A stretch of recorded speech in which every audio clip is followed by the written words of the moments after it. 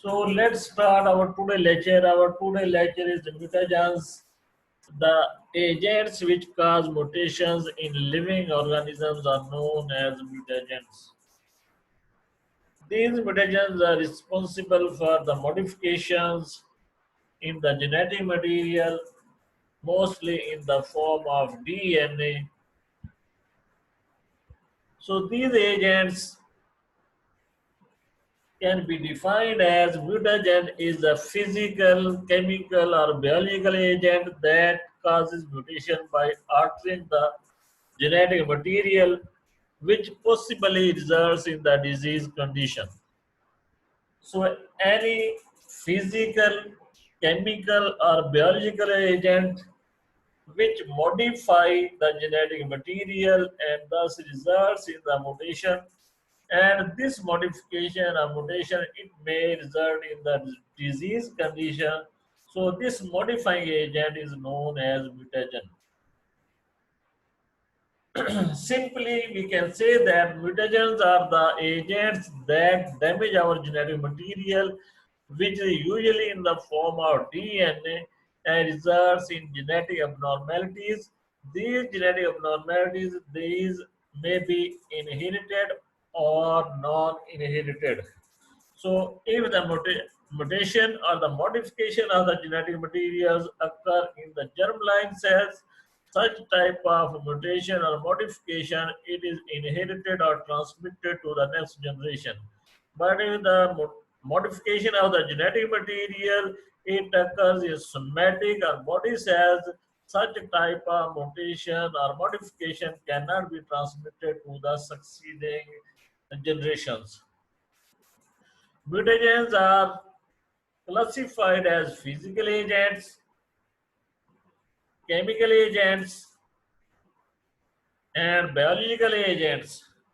So these are the three types of the agents responsible for modifying our genetic material: physical agents, chemical agents, and biological agents. In our today lecture, we will discuss about the physical and chemical mutagenic agents. Physical agents. In the physical agents, the first factor is the radiation, and then is the heat. So, in the physical mutagens, radiation and heat are responsible for modifying the genetic material. So, in case of the radiations, are the first mutagenic agents reported during 1920s. So, radiations were the first mutagenic agents which were reported during the 1920s by the experiments of Hermann J. Muller and Lewis J. Stadler. Muller reported in 1927 that X-rays could cause mutations in Drosophila.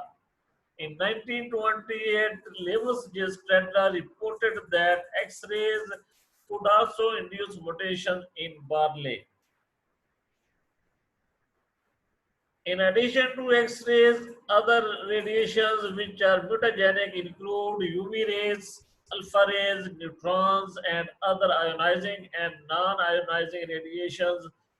These radiations are mutagenic. They can modify the genetic material.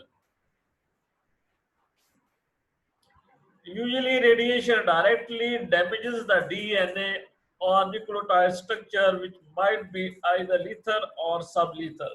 So, due to the exposure of our genetic material to the radiation, there is either damage, directly damage to the DNA, or the nucleotide structure may be modified, and these modifications they may be either lethal or sublethal.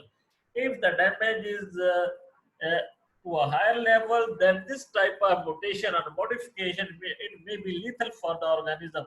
And if the level of damage is less than such type of mutation, it may be sublethal. The electromagnetic radiation is also one of the known mutagens that cause lethal or sublethal mutations. So the lethal mutations they can kill the organism or the cell, and the sublethal mutations they may alter the function of the cell or protein or a gene. So if there is modification of the function of the cell or protein or gene, this may result in the abnormal development of the organism. One of the common types of radiation, the ionizing radiation such as X-rays, produces the free radicals that damage not even the DNA but also proteins and lipids present in the cell. So the ionizing radiations can produce free radicals, and these free radicals, they not only damage the DNA but they can also damage proteins and lipids present in the cell.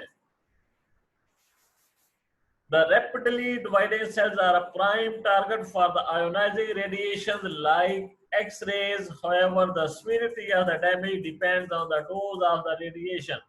So the prime target of the radiation is the rapidly dividing cells, and the severity of the damage, it depends on how much dose of the radiation the genetic material is exposed to.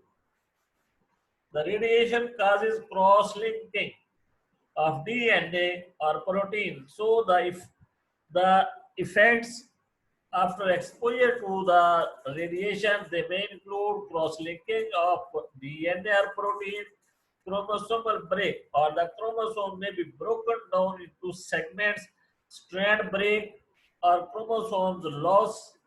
Also, at the molecular level, if we look at the molecular level, it prompts deletion of bases or DNA strand breakage.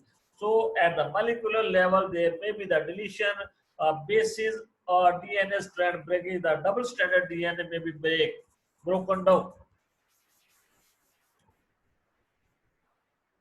So, in the radiation, first radiation, which is mutagenic, it is X-ray radiation. X-rays are one of the most common types of ionizing radiation used in many of the medical practices for various purposes. So this is the beneficial use of the X-rays. It is in a routine use in the medical practices, different medical practices such as the scanning of the body, the X-rays are used.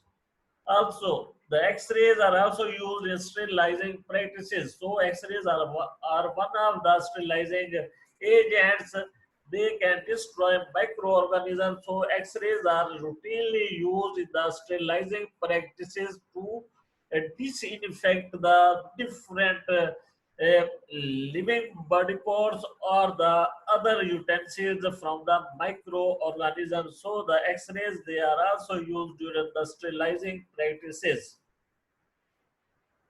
X-ray radiation, it creates multiple strand break and results in the deletion of the portion of our DNA. So after exposure to the X-rays, the DNA, a portion of DNA may be broken down or it may be deleted. If the strand breakage occurs in both the strands, it will become lethal to the cell. And if the breakage occurs in both strands of the DNA, it will be lethal for the cell. The cell cannot be live longer. At the molecular level, the lethal dose X-rays, it is 350 to 500 REMS. REMS stands for Roentgen Accumulant Men.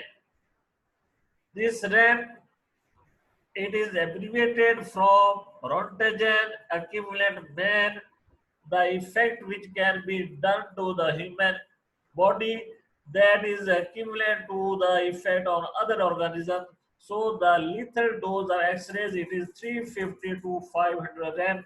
It breaks the phosphodiester bonds between the DNA and thus results in the strand breakage. So this intensity of the X-rays, it can break the double break the bonds between the DNA, and so the double-stranded DNA structure of the DNA is broken down. Then the next radiation type of radiation, UV radiation. UV radiation, it is a non-ionizing type of radiation. It has less energy. It is also used in sterilization process and decontamination process during the cell culture and microbiological experiments.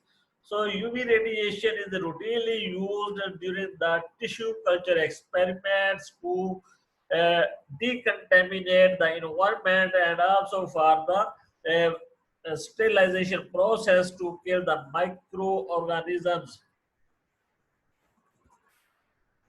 The DNA and protein absorb UV light are 260 and 280 nanometer respectively. So the DNA can absorb UV light in the range of 260 nanometer, whereas the protein can absorb the UV radiation in the range of 280 nanometer. The major causes of UV radiation are base deletion. The bases are deleted from the DNA molecule. Strand breakage, the double-stranded DNA structure is broken down. Cross-linking and generation of nucleotide dimers. So, as a result of the exposure to the UV radiation, the dimers are produced. The UV light can be classified into three different categories. These three different categories are UV class A, UV class B, and UV class C. UV class A, nearly visible range, it ranges in the 320 nanometer, causes pyrimidine dimers. UV class B, it has a range to 90 to 320 nanometer. It is emitted by the sunlight. So the UV radiation coming from the sunlight, it has a range of 290 to 320 nanometers. These UV rays are highly lethal to our DNA, so the UV light coming from the sunlight is a big source of mutations. UV class C, it has the range of 180 nanometer to 90 nanometer, one of the most energy consuming form of the UV, which is extremely lethal. So the UV class C is highly lethal. It is the most mutagenic.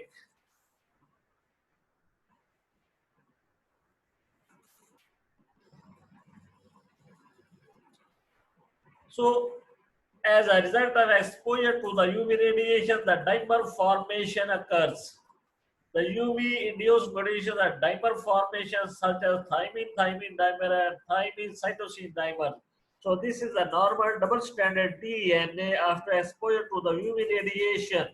This portion of the DNA, it is affected, and after exposure to the UV radiation, there is the dimer formation between thymine and thymine. This is the dimer formation, thymine dimer formation. So this part of the DNA now it is damaged, now it is mutated. When the replication process will start, this part will not be replicated in a routine manner. Dimers also block replication and translation. So both the process of replication and transcription is blocked due to the dimer formation if it remains unrepaired. So in the biological system, there is DNA repair system. This DNA repair system can repair the damage to the DNA, but if the dimer formation it remains unrepaired, it can cause serious health problems.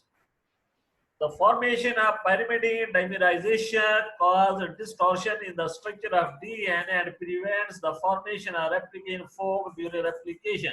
So during the process of replication, the replication fork formation is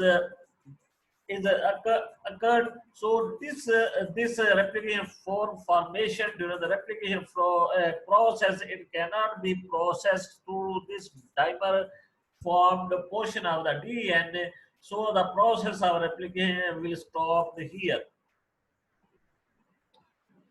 So next is the physical mutagenic agents. Next factor is the heat. The temperature greater than 95 degrees centigrade, it is damaging for the genetic material. Heat is also one of the mutagenic agents that provokes mutations in our DNA. When the DNA is exposed to the temperatures greater than 95 degrees centigrade, the DNA becomes denatured. Two single-stranded DNA is generated from the double-stranded DNA.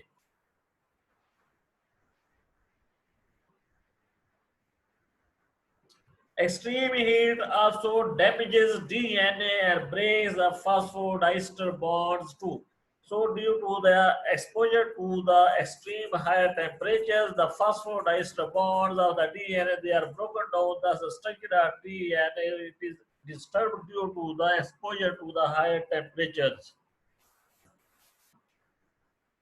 Chemicals are then the second class, major class of mutagens is the chemical mutagens. Chemicals are actually dangerous for the entire world.